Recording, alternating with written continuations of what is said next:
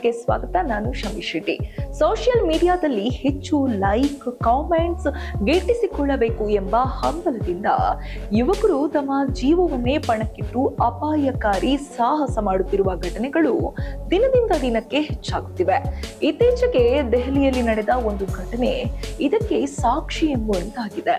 ಹೌದು, ಫೆಬ್ರವರಿ 18ರಂದು ದೆಹಲಿಯ ಉಸ್ಮಾನ್ಪುರ ಪ್ರದೇಶದಲ್ಲಿ ಯುವಕನೊಬ್ಬ ತನ್ನ ಬೈಕ್ ಮೇಲೆ ಅಪಾಯಕಾರಿ ಸಾಹಸ ಪ್ರದರ್ಶಿಸಿದ್ದಾನೆ.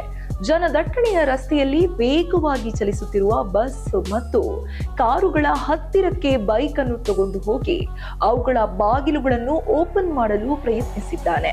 ಇನ್ನು ಚಲಿಸುತ್ತಿರುವ ವಾಹನಗಳ ಬಾಗಿಲುಗಳನ್ನು ಓಪನ್ ಮಾಡೋದ್ರಿಂದ ಅವರ ಜೀವವನ್ನಷ್ಟೇ ಅಲ್ಲ, ಚಾಲಕರು, ಪ್ರಯಾಣಿಕರು ಮತ್ತು ಪಾದಚಾರಿಗಳ ಜೀವಕ್ಕೂ ಅಪಾಯವನ್ನುಂಟು ಮಾಡುವಂತಿತ್ತು ಈ ವಿಡಿಯೋ.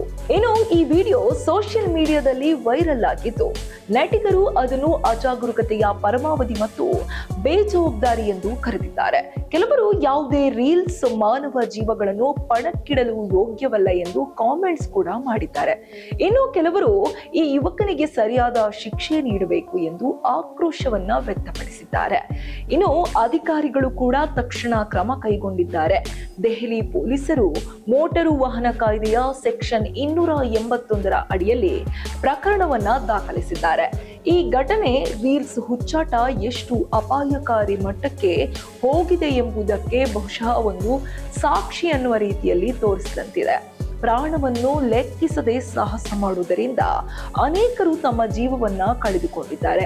ಸ್ನೇಹಿತರೆ, ಸೋಷಿಯಲ್ ಮೀಡಿಯಾದಲ್ಲಿ ವೈರಲ್ ಆಗಬೇಕು ಅಥವಾ ಫೇಮಸ್ ಆಗಬೇಕು ಎನ್ನುವ ಕಾರಣಕ್ಕೆ ಜೀವಕ್ಕೆ ಅಪಾಯ ತರುವಂತಹ ಸಾಹಸ ಮಾಡುವುದು ಯಾವತ್ತೂ ಸರಿಯಲ್ಲ. ಲೈಕ್, ಕಾಮೆಂಟ್ಸ್ ತಾತ್ಕಾಲಿಕ, ಆದ್ರೆ ಜೀವ ಶಾಶ್ವತ.